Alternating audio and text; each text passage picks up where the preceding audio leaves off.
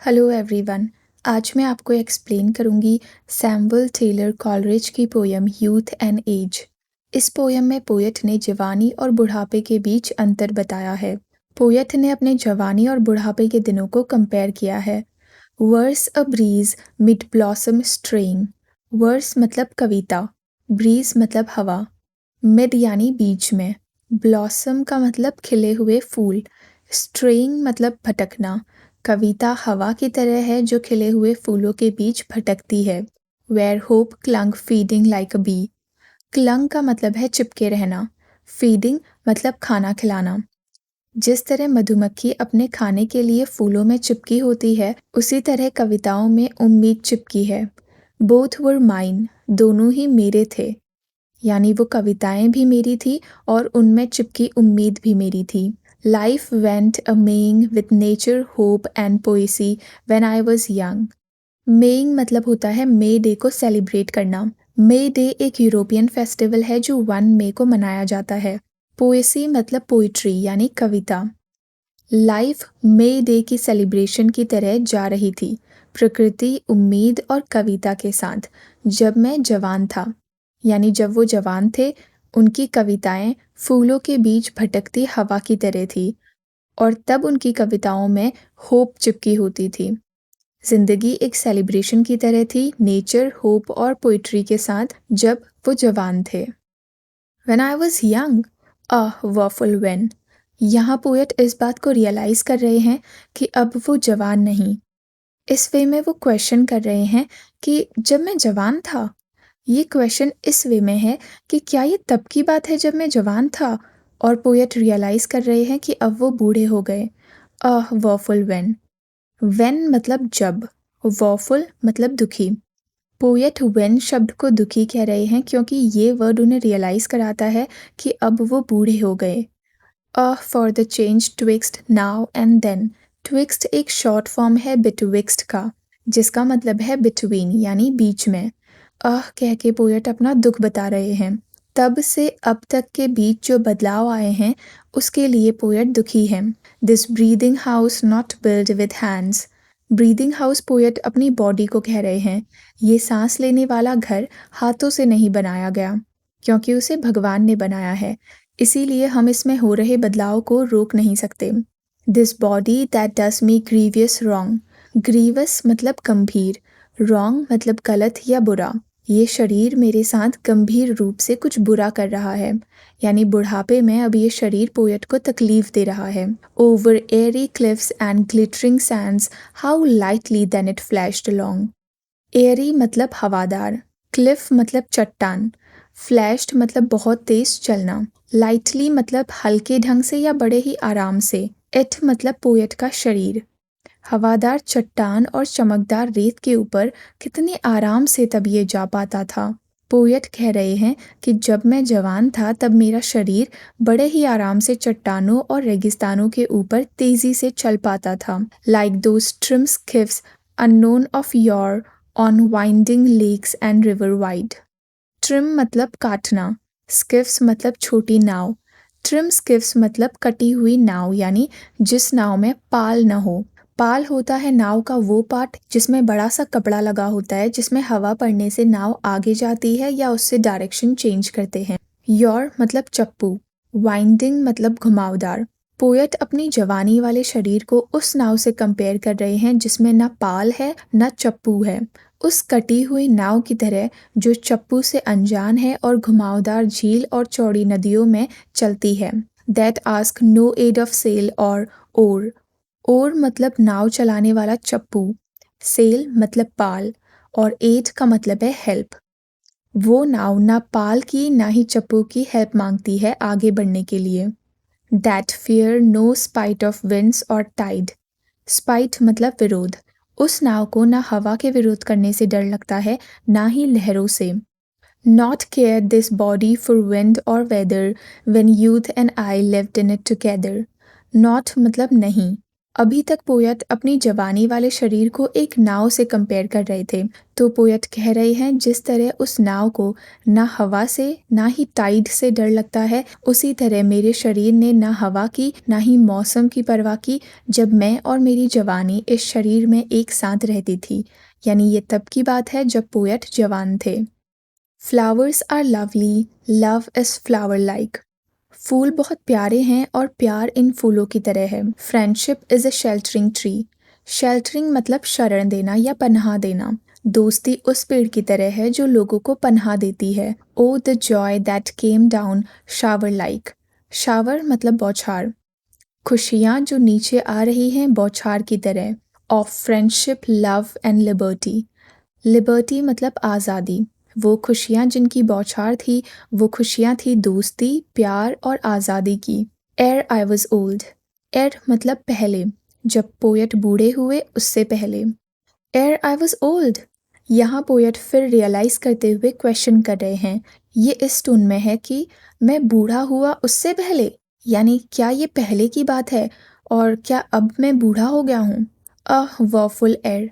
वॉफुल मतलब दुखी। पोएट एर शब्द को दुखी शब्द कह रहे हैं, which tells me youth's no longer here, जो मुझे बताता है कि मेरी जवानी अब यहाँ नहीं। एर शब्द यहाँ पोएट को बता रहा है कि उनकी जवानी अब यहाँ नहीं, इसीलिए वो इस शब्द को दुखी शब्द कह रहे हैं। O youth for years so many and sweet. Sweet मतलब प्यारा। पोएट अपनी जवानी से कह रहे हैं, ओ यूथ, इतने सारे और प्यारे सालों के लिए। TISS known that thou and I what one. TISS मतलब इट इज़। दाउ मतलब तुम। नोन मतलब जानना। इट इज़ नोन, ऐसा जाना जाता था कि तुम और मैं एक हैं। यानी इतने साल तक ऐसा लगता था तुम और मैं एक ही हैं। I will think it but a fond conceit. Fond मतलब प्यारा। कंसीट मतलब घमंड। जब पोएट जवान थे तो उन्हें अपनी जवानी का घमंड था, तो वो कह रहे हैं कि मैं इसे एक प्यारा घमंड समझूंगा। It can not be that thou art gone. Thou मतलब यू, आर्ट मतलब are. It can not be that you are gone. ऐसा नहीं हो सकता कि तुम चले गए हो। Thy vesper bell hath not yet tolled. Vesper मतलब होता है इवनिंग प्रेयर, यानी शाम के वक्त की प्रार्थना, और बेल मतलब घंटी। तो वेस्पर बेल मतलब शाम के प्रेयर में जो घंटी बजती है। टोल्ड मतलब बजना। दाई मतलब तुम्हारा। हैथ मतलब हैव। तुम्हारे शाम के प्रेयर की घंटी अभी तक नहीं बजी है, यानी अभी तक तुम्हारी शाम नहीं आई या तुम्हारे जाने का वक्त नहीं हुआ। ये लाइन ऊपर वाली लाइन से कनेक्टेड है।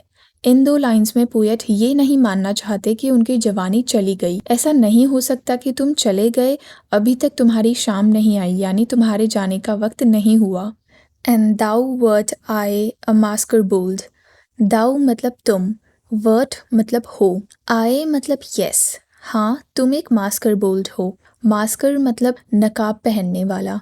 बोल्ड मतलब कॉन्फिडेंट, यानी तुम एक कॉन्फिडेंट नकाब पहनने वाले हो। What strange disguise hast now put on to make believe that thou are gone? Strange मतलब अनोखा, disguise मतलब पोशाक, hast मतलब have।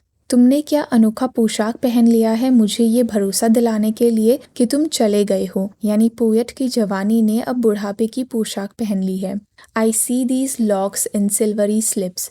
लॉक्स मतलब बाल। मुझे इन बालों में सिल्वर कलर दिखता है, यानी सफ़ेद बाल दिखते हैं। This drooping gate. ड्रूपिंग मतलब झुका हुआ, गेट मतलब चाल, ये झुकी हुई चाल दिखती है। This altered size. ऑल्टर्ड मतलब बदलता हुआ, ये बदलता हुआ साइज दिखता है। But spring tide blossom on thy lips.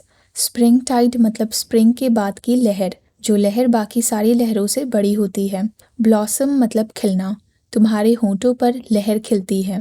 बुढ़ापे में होंठ सूख जाते हैं और फट जाते हैं। And tears take sunshine from thine eyes. Sunshine मतलब सूरज की रोशनी। आंसू तुम्हारे आंखों से रोशनी छीन लेते हैं, यानी बुढ़ापे में दिखना कम हो जाता है। Life is but thought. Life एक विचार है, यानी सिर्फ एक थॉट है, हम जो सोचे वही सच है।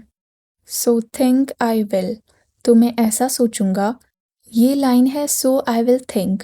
पर पोएट ने विल लास्ट में लिखा है ताकि वो नेक्स्ट लाइन में स्टिल के साथ राइम करे। That youth and I R housemates still. Housemates मतलब एक घर में रहने वाले साथी। मैं ऐसा सोचूंगा कि मैं और मेरी जवानी एक ही घर में रहते हैं। घर मतलब पोएट की बॉडी। लाइफ एक विचार है, एक सोच ही है, तो मैं ऐसा सोचूंगा कि अभी भी मेरी जवानी यहीं है। Dew drops are the gems of morning. Dew drop मतलब ओस की बूंदें। मॉर्निंग मतलब सुबह यानी जवानी। जवानी में ओस की बूंदें कीमती पत्थर की तरह लगती हैं। But the tears of mournful eve. Eve मतलब इवनिंग यानी बुढ़ापा। मॉर्नफुल मतलब शोक या दुख। दुखी बुढ़ापे में ओस की बूंदें आंसुओं की तरह दिखते हैं। यहाँ पोएट जवानी और बुढ़ापे में चीज़ों को देखने का नज़रिया बता रहे हैं। Where no hope is, life's a warning. Warning मतलब चेतावनी। जहाँ कोई उम्मीद नहीं है और जिंदगी एक चेतावनी है। That only serves to make us grieve. Serve मतलब काम आना। Grieve मतलब दुख। That मतलब बुढ़ापा। बुढ़ापा सिर्फ हमें दुख देने के काम आता है।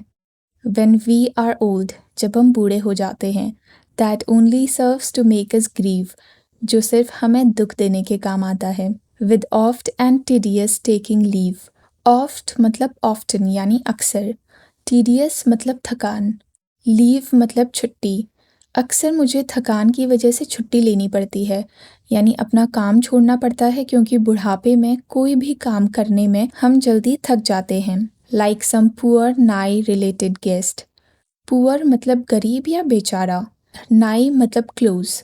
नाई रिलेटेड मतलब क्लोज रिलेटिव। किसी बेचारे क्लोज रिलेटिव मेहमान की तरह।